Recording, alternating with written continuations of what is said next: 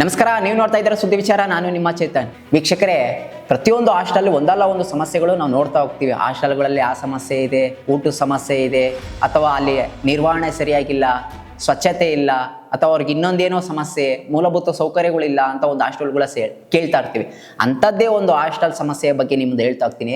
ವೀಕ್ಷಕರೇ, ಏನು ಅಂಬೇಡ್ಕರ್ ಕಾಲೇಜ್ ಬಳಿ ಇರುವಂಥ ಏನು ಮಲತಳ್ಳಿ ಇದೆಯಲ್ಲ, ಅಲ್ಲಿ ಶ್ರೀಗಂಧ ಕೌಲ್ ಅಂತ ಇದೆ. ಅಲ್ಲಿ ಅಂಬೇಡ್ಕರ್ ವಿದ್ಯಾರ್ಥಿ ನಿಲಯ, PUC ವಿದ್ಯಾರ್ಥಿಗಳ ವಿದ್ಯಾರ್ಥಿ ನಿಲಯ ಇದೆ. ಅಲ್ಲಿನ ವಿದ್ಯಾರ್ಥಿಗಳ ಸಮಸ್ಯೆ ಯಾವ ರೀತಿ ಇದೆ ಅಂದರೆ, ಪಾಪ ಅವರು ಹಗಲು ರಾತ್ರಿ ತಿಗಣೆಯಿಂದ ಸಾಯೋ ಪರಿಸ್ಥಿತಿ ಉಂಟಾಗಿದೆ.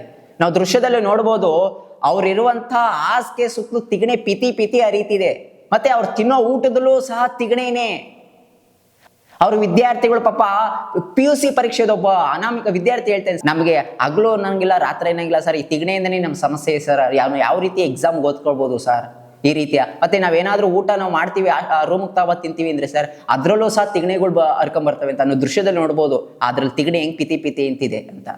ಈ ರೀತಿಯ ಸಮಸ್ಯೆಗಳಿದೆ. ಒಂದು ಬಾರಿ ವಿದ್ಯಾರ್ಥಿಗಳು ಏನಾದ್ರೂ ಹಾಸ್ಟೆಲ್ ವಾರ್ಡನ್ ಅಲ್ಲಿ ನೀನು ತಿಳ್ಸಕ್ ಹೋದ್ರೆ ಉಡಾಫಿಯ ಮಾತ್ಕೊಳ್ತಾರಂತೆ. ಇನ್ನೊಂದಿಷ್ಟು ಜನ ವಿದ್ಯಾರ್ಥಿಗಳು ಪಾಪ ಹಾಸ್ಟೆಲ್ ಬಿಟ್ಟು ಹೋಗ್ತಾ ಇದ್ದಾರೆ, ನಮ್ಗೆ ಆಗ್ತಿಲ್ಲ ಅಂತ. ದಯವಿಟ್ಟು ಸಮಾಜ ಕಲ್ಯಾಣ ಇಲಾಖೆಗೆ ಸಂಬಂಧಪಟ್ಟಿದ್ದಿ ಈ ಹಾಸ್ಟೆಲ್ಲು. ನೀವು ಅಧಿಕಾರಿಗಳು ಏನ್ ಮಾಡ್ತಾ ಇದ್ದೀರಾ, ಒಂದು ಬಾರಿ ವಿಸಿಟ್ ಮಾಡಿ, ಪ್ರತಿ ತಿಂಗಳು ಹೋಗಿ ಹಾಸ್ಟೆಲ್ಗಳಿಗೆ ಏನೇನು ವಿದ್ಯಾರ್ಥಿಗಳ ಸಮಸ್ಯೆ ಇದೆ ಅಂತ. ಅದು ಎಷ್ಟು ವರ್ಷದ್ದು ರೂಮ್ಗಳ ಕ್ಲೀನೇ ಇಲ್ಲ, ಅದು ಯಾವಾಗ ಇದು ಮಾಡಿಸಿದ್ದೋ. ಪ್ರತಿ ಒಂದು 6-7 ತಿಂಗಳಿಗೆ ಒಂದ್ಸತಿ ಆ ರೂಮ್ನ ಸ್ವಚ್ಛಗೊಳಿಸಿ, ಅದನ್ನ ಹಾಸಿಗೆನ ತೆರವುಗೊಳಿಸುವಂತ ಪ್ರಯತ್ನ ಮಾಡಿ.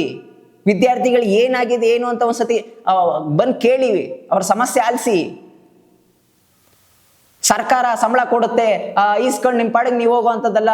ಕೊಡ್ತಿರೋದು ಈ ರೀತಿ ಕೆಲಸಗಳಿಗೆ, ವಿದ್ಯಾರ್ಥಿಗಳ ಸಮಸ್ಯೆ ಬಗ್ಗೆ ಹರಿಸೋದು, ವಿದ್ಯಾರ್ಥಿಗಳಿಗೆ ಏನು ಸಮಸ್ಯೆ ಇದೆ, ಹಾಸ್ಟೆಲ್ ಏನೇನು ಸಮಸ್ಯೆಗಳು ಉಂಟಾಗಿದೆ ಇವನ್ನೆಲ್ಲ ಚೆಕ್ ಮಾಡೋವಂಥದ್ದು ನಿಮ್ಮ ಕೆಲಸ ಆಗಬೇಕು.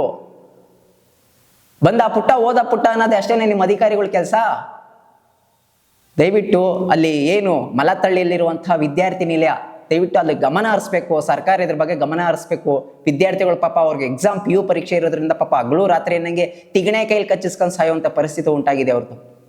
ಇದಾಗಿತ್ತು ಇವತ್ತಿನ ಸುದ್ದಿ ವಿಚಾರ. ಸುದ್ದಿ ನಮ್ಮದು, ವಿಚಾರ ನಿಮ್ಮದು. ನಮಸ್ಕಾರ.